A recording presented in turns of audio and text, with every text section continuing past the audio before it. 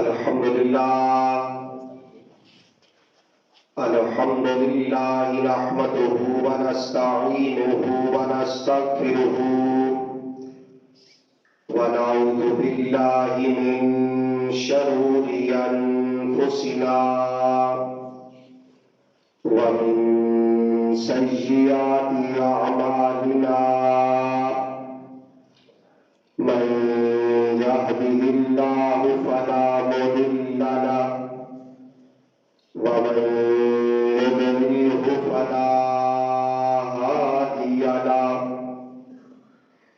ونشهد أن سيدنا ومولانا وملجانا ومأوانا غوثنا وغياثنا مستغيثنا نورنا ونور إيماننا أما بعد فقد قال الله تبارك وتعالى في القرآن المجيد والفرقان الحميد أعوذ بالله من الشيطان الرجيم بسم الله الرحمن الرحيم يا أيها الذين آمنوا اتقوا الله ولتنظر نفس ما قدمت لغد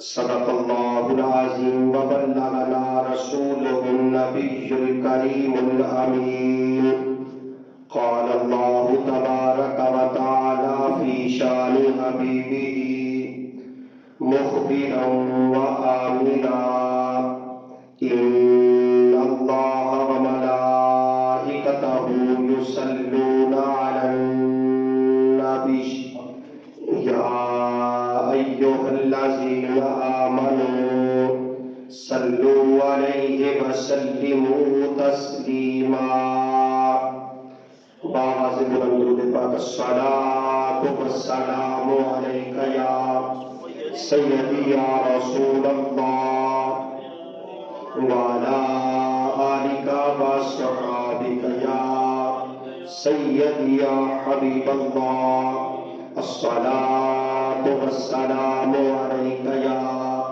إمام الأنبياء والمرسلين وعلى آلك وصحابك يا قائد الغر المحجلين المبعوث برحمة للعالمين اللہ رب العزت کی حمد و ثنا اور آقائے دو جہاں سرور کون و مکان سیدی و مرشدی جناب محمد مصطفیٰ صلی اللہ تعالی علیہ وسلم کی بارگاہ ناز میں ہدیہ درود و نعت عرض کرنے کے بعد اللہ کریم کا کروڑہ احسان ہے کہ اس مالک حقیقی نے ہمیں اپنے مخلوقات میں سے اشرف المخلوقات انسان بنایا اور انسان بنا کے ہم پہ بہت بڑا احسان فرمایا کہ ہمیں اپنے پیارے محبوب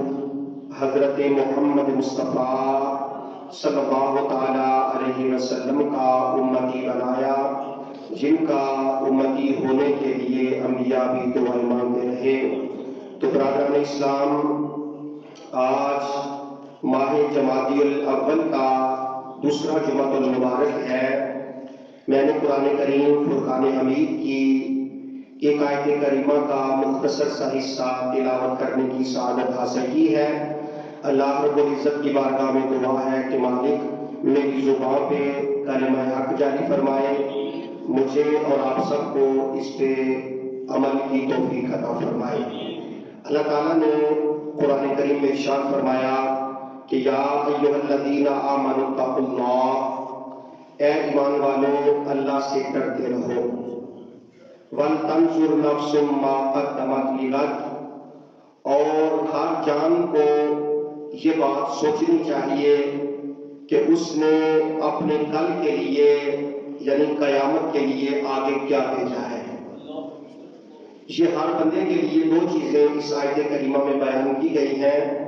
ایک تو یہ کہا گیا ہے کہ اے ایمان والو ہر وقت اللہ رب العزت سے ڈرتے رہا کرو، چاہے تم اکیلے ہو، محفل میں ہو، دنیا کے کاموں میں لگے ہوئے ہو، خلوت و جلوت میں اللہ رب العزت سے ڈرتے رہا کرو، اور ساتھ ساتھ اس بات پہ بھی غور کیا کرو کہ ہم نے اپنے کل کے لیے آگے کیا بھیجا ہے۔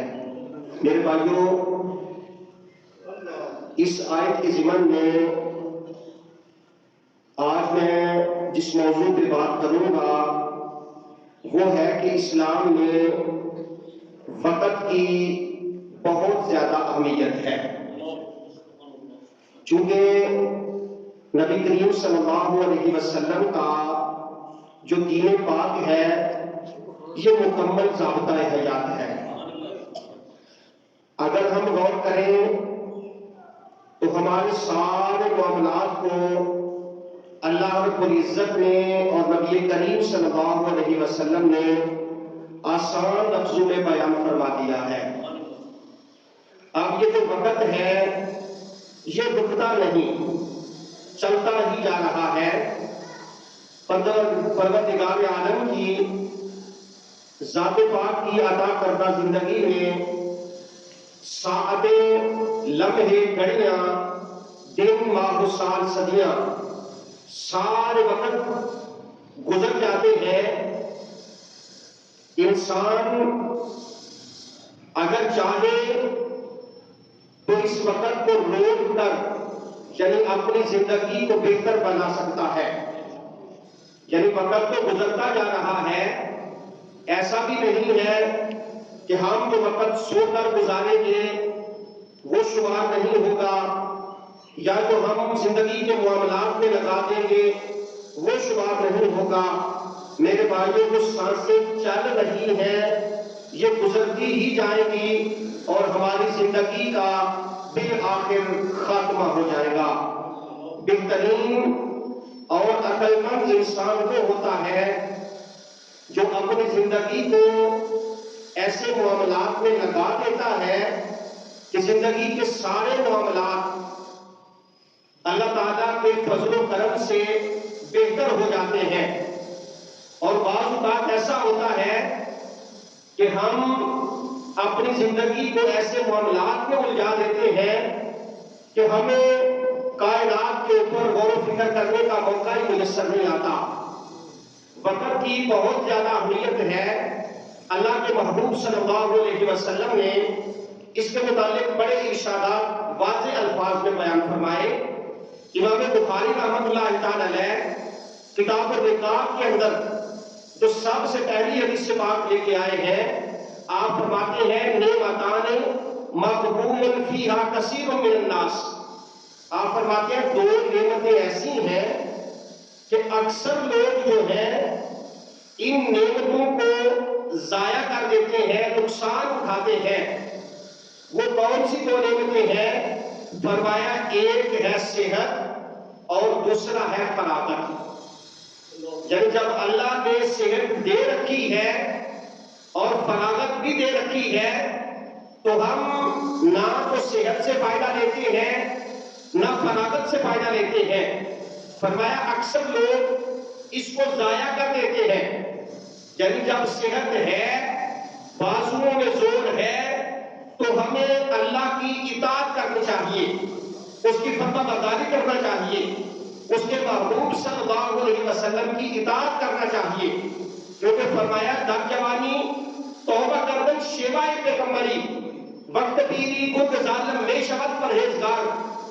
جب اللہ نے طاقت دی ہے، اس طاقت میں اگر توبہ کریں گے تو یہ انبیاء کا شیوا ہے، اور بوڑھا ہو کر تو شیر جو ہے وہ بھی پرہیزگار بن جاتا ہے۔ لیکن آپ نے فرمایا کہ ایک صحت ہے اور دوسری فراغت ہے۔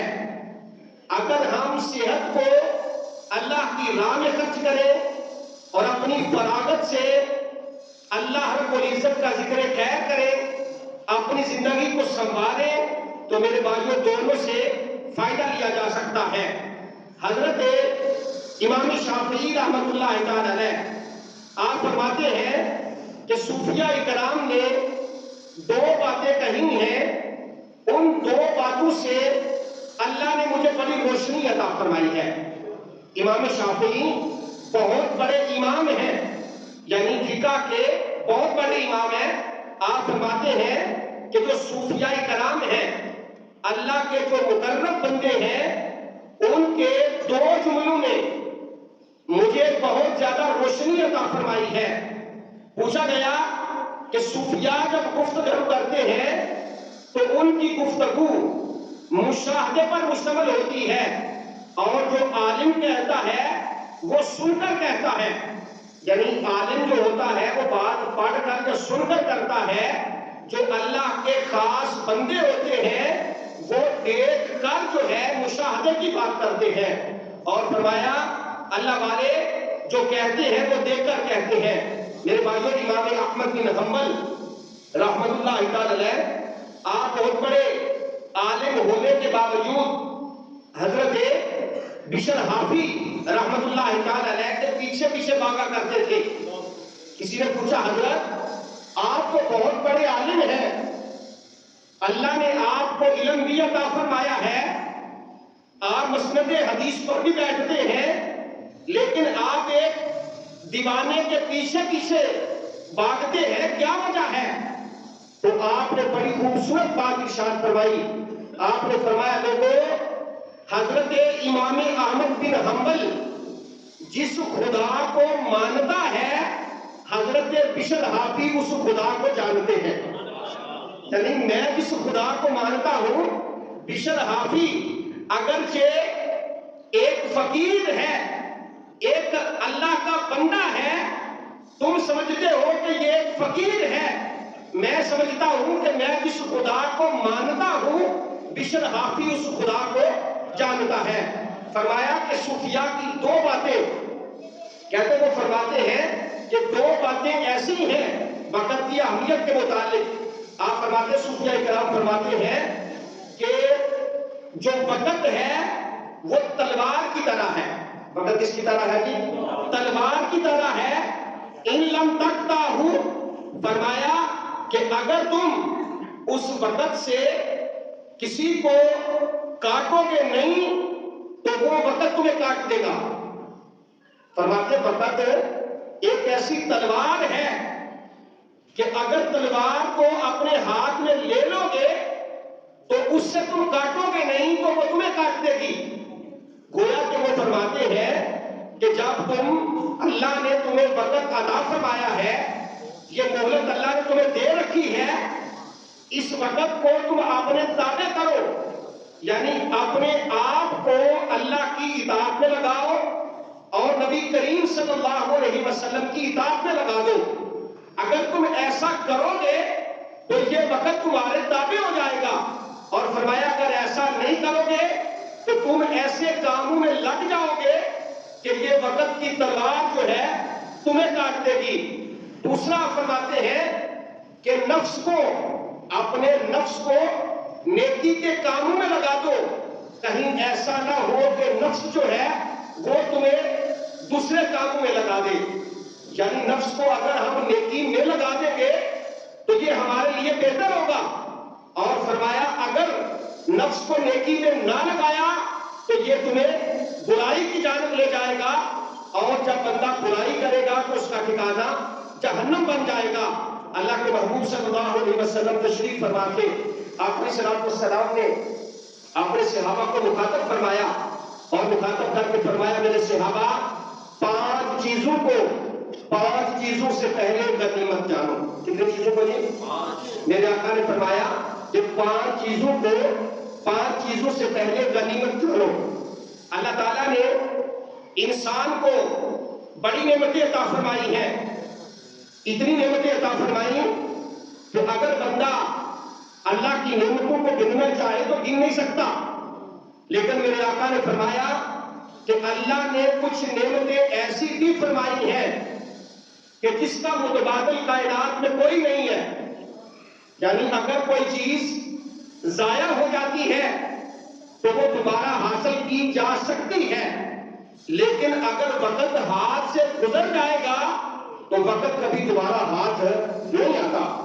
اسی طرح میرے آقا نے فرمایا 5 چیزیں ایسی ہیں کہ اللہ نے وہ تمہیں عطا فرمائی ہے، اور ان 5 چیزوں کے ہوتے ہوئے 5 چیزوں کو غنیمت جانو، کیونکہ جو 5 اللہ نے عطا فرمائی ہیں وہ بھی تم سے ایک نہ ایک دن چلی جائے گی۔ تو اللہ کے محبوب نے پہلی چیز ارشاد فرمائی، آپ نے فرمایا اپنی جوانی کو اپنے بڑھاپے سے پہلے غنیمت جانو۔ اب اللہ نے جوانی دے رکھی ہے، اللہ نے تمہیں طاقت عطا فرمائی ہے، اب اس جوانی میں اللہ کو راضی کرو، پھر تمہارے اوپر بڑھاپا آ جائے گا۔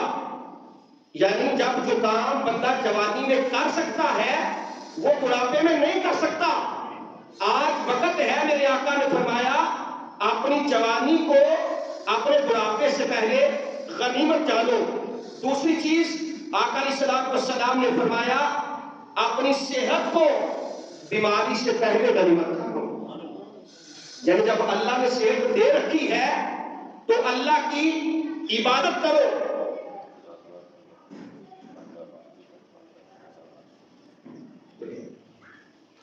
فرمایا کہ اپنی صحت کو بیماری سے پہلے غنیمت جانو۔ یعنی اب اللہ نے صحت دی ہے، آپ اللہ کی عبادت بھی کر سکتے ہیں، اللہ کو راضی کرنے والے کام بھی کر سکتے ہیں۔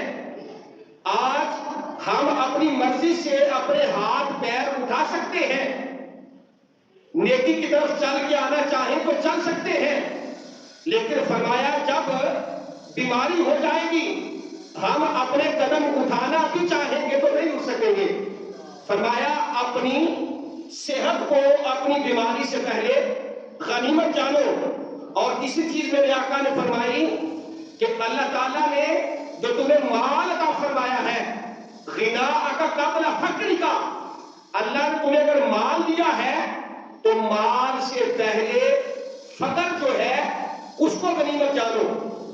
یعنی اب اللہ نے مال دیا ہے یہ غنیمت ہے، اب آپ اللہ کی راہ میں خرچ کر سکتے ہیں، لیکن جب فقر ہوگا آپ کے پاس کچھ نہیں ہوگا تو آپ کچھ خرچ بھی نہیں کر سکتے۔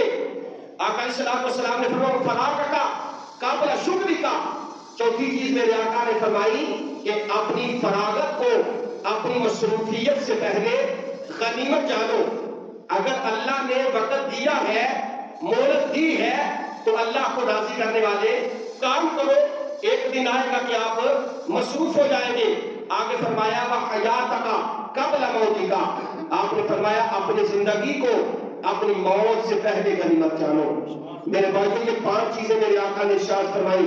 آپ نے فرمایا جوانی کو بڑھاپے سے پہلے غنیمت جانو، اپنی صحت کو اپنی بیماری سے پہلے غنیمت جانو، اپنے باقی معاملات اپنے غنا کو اپنے فقر سے پہلے غنیمت جانو، اپنی فراغت کو اپنے مصروف ہونے سے پہلے غنیمت جانو، اور فرمایا اپنی زندگی کو اپنی موت سے پہلے غنیمت جانو۔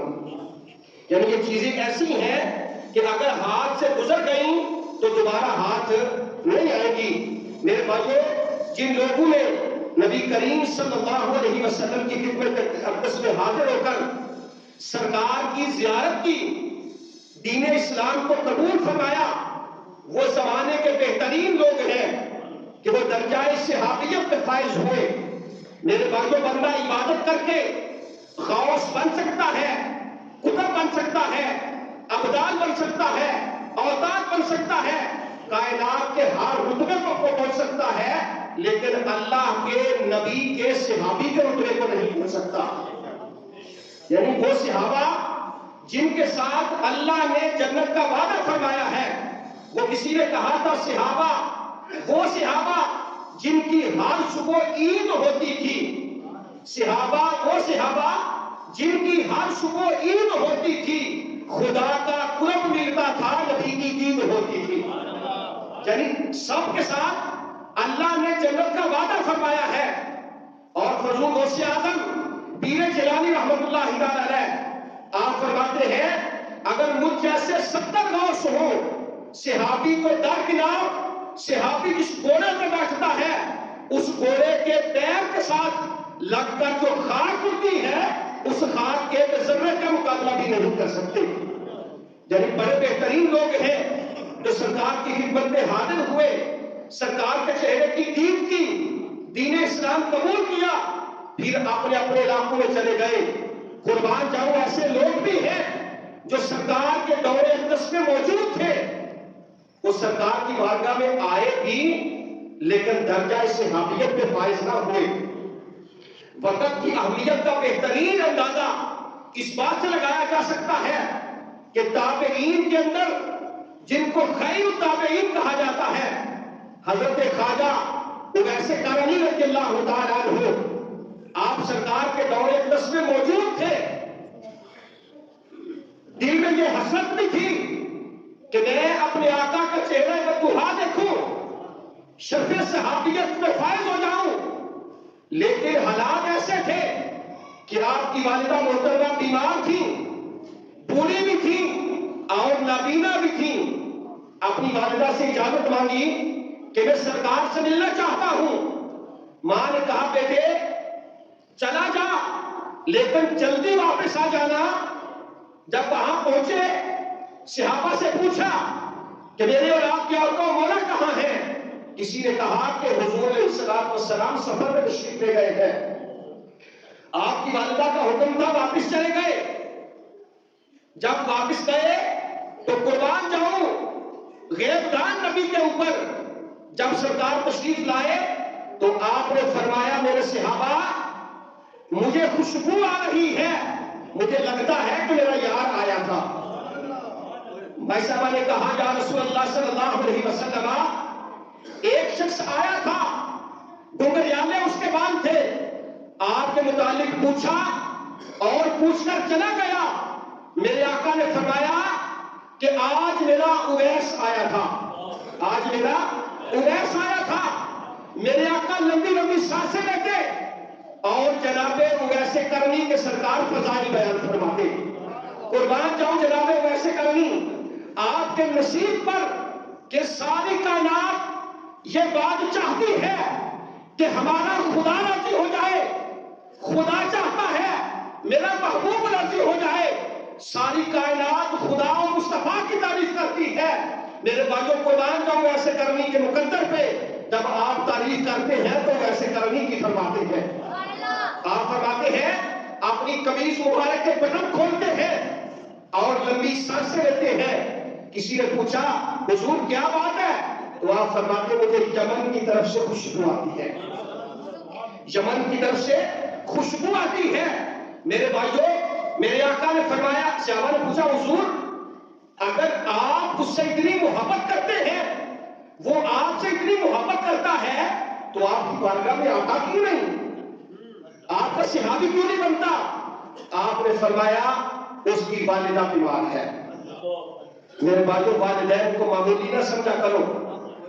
آج ہم اپنے والدین کو معمولی بالکل معمولی سمجھتے ہیں اور میرے آقا نے فرمایا یہ قیامت کی نشانیوں میں سے بڑی نشانی ہے کہ قرب قیامت لوگ اپنے دوستوں کو تو وقت دیں گے لیکن ان کے پاس اپنے والدین کے لیے وقت نہیں ہوگا.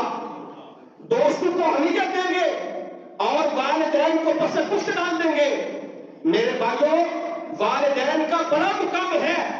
حضرت اویس قرنی کو یہ مقام اس وجہ سے ملا کہ وہ اپنی والدہ کی خدمت کیا کرتے تھے, اپنی والدہ کا حکم مانا کرتے تھے. میرے بھائیوں میرے آقا نے فرمایا کہ ان کی بوڑھی والدہ گھر میں موجود ہے. آج والدین بستر مرگ پہ ہوتے ہیں اور ہم کا پتہ نہیں کہاں چلے جاتے ہیں. ہم جنت تلاش کر رہے ہیں, جنت تو تیری گھر میں موجود ہے. اللہ کے محبوب صلی اللہ علیہ وسلم تشریف فرما تھے. ایک بندہ آیا, عرض کیا حضور میں جہاد پہ جانا چاہتا ہوں. میرے آقا نے فرمایا کیا تیرے والدین زندہ ہیں؟ عرض کیا حضور زندہ ہے. آپ نے فرمایا ان کی خدمت کر اللہ تجھے جہاد کا ثواب عطا فرمائے گا. اس کا مطلب یہ نہیں ہے کہ سرکار نے جہاد سے منع کیا تھا جبکہ پورا لشکر جہاد میں جا رہا تھا. ان کو سرکار نے کیوں فرمایا کہ اپنی والدہ کی خدمت کرو؟ میرے آقا ساری کائنات کے طبیب ہیں، اور طبیب یہ بات جانتا ہے کہ اس بندے کو کون سا مرض ہے، کس چیز کی ضرورت ہے۔ جس چیز کی ضرورت ہوتی میرے آقا خود ہی اسے عطا فرما دیا کرتے تھے۔ آپ نے فرمایا کہ ان کی والدہ بوڑھی بھی ہیں اور بیمار بھی ہیں، اس وجہ سے وہ یہاں نہیں آتے، لیکن محبت کا عالم یہ ہے کہ سرکار بٹن کھول کر خوشبو کو محسوس فرما رہے ہیں۔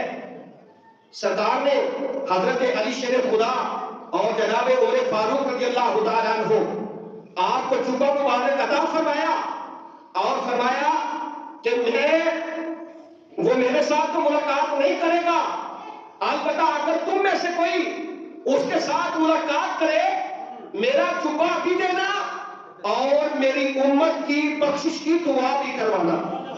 کیا کرنا ہے؟ امت کی بخشش کی دعا بھی کروانا۔ کیوں نہ دعا کرتے آپ؟ اللہ نے آپ کو جو مقام جو عطا فرمایا تھا، کیسا مقام تھا؟ اتنا عظیم مقام کہ آپ اپنی والدہ کی خدمت کرتے ہیں اور سرکار مدینہ منورہ میں ان کی محبت کی خوشبو کو محسوس کرتے ہیں۔ سرکار کا وصال ہو گیا، وہ دونوں صاحبان حضرت اویس کرنی کی زیارت کے لیے تشریف لے گئے۔ با اختلاف روایات آپ حج پہ تشریف لائے حضرت عمر کے دور میں، یا آپ ملنے کے لیے گئے؟ تلاش کرتے کرتے جب وہاں پہنچے تو آپ نے پوچھا کہ یہاں پہ کوئی اویس نامی شخص ہے؟ لوگوں نے کہا اویس کا تو پتہ نہیں، البتہ ایک دیوانہ ہے جو لوگوں کے جانور چراتا ہے، لوگ اسے پتھر مارتے ہیں اور وہ مسکرا دیتا ہے، ہم صرف اتنا جانتے ہیں۔ پوچھا کہ اب کہاں ہے؟ کسی نے فرمایا کہ وہ جنگل کی طرف چلا گیا ہے۔ وہ دونوں صاحب اس کے پیچھے گئے، جا کے پوچھا، سلام کیا، کیا دیکھا کہ وہ نماز ادا کر رہے ہیں۔ بات لمبی ہو جائے گی، مختصر کرتا ہوں۔ نماز پڑھ رہے ہیں، فارغ ہوئے، پوچھا کہ آپ کا اسم گرامی کیا ہے؟ تو آپ نے فرمایا عبداللہ۔ کیا نام ہے جی؟ عبداللہ۔ تو حضرت علی نے کہا کہ آپ اپنا وہ نام بتائیں جو آپ کی والدہ نے آپ کا نام رکھا ہے۔ عبداللہ تو سارے ہیں، تو آپ نے فرمایا میرا نام اویس ہے۔ میرا نام کیا ہے؟ اویس ہے۔ آپ نے فرمایا ذرا ہاتھ آگے کرو۔ جب ہاتھ آگے کیا تو سرکار نے ہاتھ کے اوپر جو پھل بھری کا نشان تھا اس کی وضاحت بھی فرمائی تھی کہ اس کے ہاتھ پہ پھل بھری کا نشان ہے۔ آپ محبت کا اندازہ یہاں سے لگائے، آقا کے علم کا اندازہ یہاں سے لگائے۔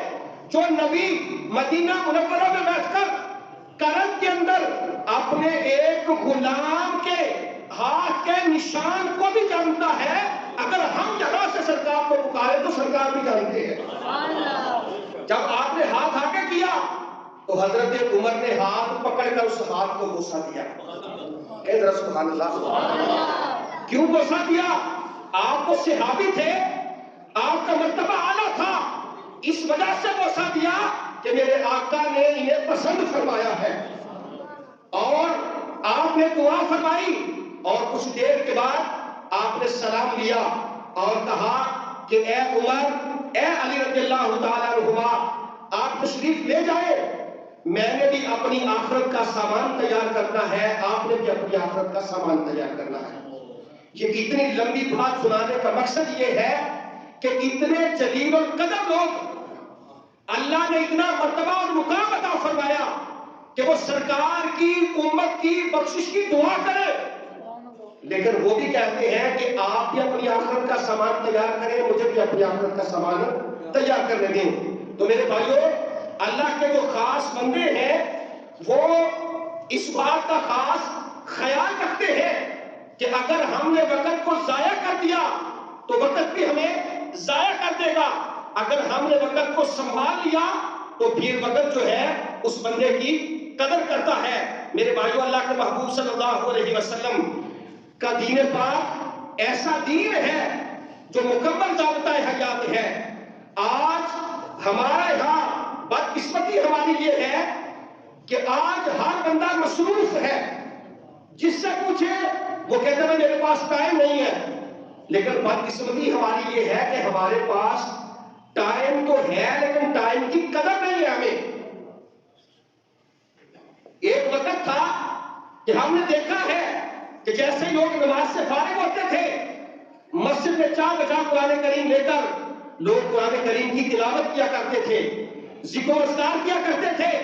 آج جیسے ہی نماز سے فارغ ہوتے ہیں، کچھ بھائی کو جلدی جلدی نماز سے فارغ ہو کر سلام پھیر کر بھی چلے جاتے ہیں۔ اگر کام ہو تو چلے جانا بھی چاہیے، شرعاً ممنوع نہیں ہے، لیکن اگر اللہ کا ذکر کرے، اگلی نماز کی تیاری کرے تو اللہ تعالیٰ کی رحمتوں کا نزول ہوتا ہے۔ اور ہم نے جا کے کرنا کیا ہوتا ہے؟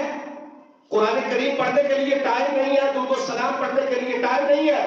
مجھ سمیت ہم گھنٹوں سوشل میڈیا کو استعمال کرتے ہیں، الیکٹرانک میڈیا دیکھتے ہیں، پرنٹ میڈیا کے اوپر وقت گزار دیتے ہیں، لیکن اگر ہمارے پاس ٹائم ہے تو ان چیزوں کے لیے ہے، جو اصل چیزیں ہیں اس کے لیے ہمارے پاس وقت نہیں ہے۔ اللہ کے محبوب صلی اللہ علیہ وسلم حضرت سعد بن معاذ رضی اللہ تعالیٰ عنہ سے روایت فرماتے ہیں کہ جنت کے اندر جنتیوں کو اتنی سہولتیں اللہ تعالیٰ عطا فرمائے گا کہ انہیں کوئی حسرت، کوئی خواہش باقی نہیں رہے گی، اور جہنمیوں کو جب جہنم عطا فرمائے گا تو انہیں دنیا کا کوئی سکھ بھی یاد نہیں رہے گا۔ البتہ جو لوگ جنت میں جائیں گے انہیں ایک بات کی حسرت ضرور ہوگی، اور وہ حسرت یہ ہوگی کہ وہ کہیں گے کہ کاش دنیا میں ہم نے جو وقت لاکھ و لاکھ میں گزار کیا وہ ہم نہ گزارتے بلکہ اللہ کا ذکر کیا کرتے۔ تو میرے بھائیو، ایک مشہور بات ہے، ایک تو شیخ سعدی کے پاس سبق فرما لیں جو کہ میں نے پچھلے جو اعلان کیا تھا کہ انشاءاللہ وقت کا خاص خیال رکھا جائے گا۔ پہلی بات فرماتے ہیں، بزرگ شیخ سعدی نے اس کو روایت کیا، وہ فرماتے ہیں کہ ایک بندہ بازار میں کھڑے ہو کر برف بیچ رہا تھا، برف پگھل رہی تھی، اور وہ لوگوں میں آواز بلند کر رہا تھا، لوگوں میری ذات پہ رحم کرو، میری برف خرید لو، میری ذات پہ رحم کرو، میرا جو اصل سرمایہ ہے وہ بھی ضائع ہو رہا ہے، میرا مال پگھل رہا ہے۔ تو میرے بھائیوں، علماء نے لکھا ہے کہ وہ تو ایک حکایت ہے، در حقیقت میرا آپ کا ہر بندے کا اصل سرمایہ جو ہے وہ سانسوں کی شکل میں ضائع ہو رہا ہے۔ اگر ہم اپنے راس المال کو بچانا چاہتے ہیں تو ہمیں یہ سانسیں اللہ اور اللہ کے رسول کے احکامات کے مطابق گزارنی چاہیے، پھر ہم نقصانات سے آگے نکل جائیں گے۔ کوئی بیرون ملک سے وزٹر آیا، اس نے دیکھا کہ جہاں پہ ریلوے گزرتی ہے پھاٹک بند ہے، اس نے دیکھا کھڑے ہو کر کہ ہمارے کچھ بھائی اپنی سائیکل اپنے سر کے اوپر سے رکھ کر وہ سائڈ سے گزر رہے ہیں، گاڑی کے آنے تک کوئی موٹر سائیکلوں کا ادھر سے گزر رہا ہے، کوئی ادھر سے گزر رہا ہے، کھڑا نہیں ہوا جا رہا، جلدی میں ہے ہر بندہ۔ وہ بندہ سوچ رہا تھا کہ یار اتنا کام کرنے والے لوگ پتہ نہیں مقروض کس طرح ہو گئے کہ ہر پیدا ہونے والا بچہ بھی لاکھوں میں مقروض ہے، اس کی وجہ سمجھ میں نہیں آئی۔ جب پھاٹک کھل گیا وہ بندہ آگے گزر گیا، آگے کیا دیکھتا ہے کہ 300-400 بندہ ہجوم میں کھڑا ہے، اور 300-400 بندہ کیا کر رہا تھا، وہ سارے کے سارے بندر کا تماشا دیکھ رہے تھے، اور جس بندے نے اپنی سائیکل اپنے سر پہ رکھ کر پھاٹک کو کراس کیا تھا وہ سائیکل کھڑی کر کے سائیکل کے اوپر سے کھڑا ہو کر اس بندر کے تماشے کو دیکھ رہا تھا۔ میرے بھائیوں، یہ ہمارے لیے لمحہ فکریہ ہے کہ آج ان چیزوں کے لیے ہمارے پاس وقت ہے، اگر ہمارے پاس وقت نہیں ہے تو خدا اور خدا کے رسول کے لیے نہیں ہے۔ اللہ نے فرمایا تھا ان الانسان لفی خسر، قسم ہے زمانے کی انسان خسارے میں ہے، الا الذین آمنوا وعملوا الصالحات، بے شک وہ لوگ جو ایمان لائے اور نیک اعمال کیے وہ لوگ جو ہیں وہ خسارے سے بچ جاتے ہیں۔ اگر ہم چاہتے ہیں کہ ہم دنیاوی اور دینی خسارے سے بچ جائیں تو ہمیں اپنا وقت اللہ اور اللہ کے رسول کے احکامات کے مطابق گزارنا چاہیے۔ اللہ تعالیٰ ہم سب کو توفیق عمل عطا فرمائے۔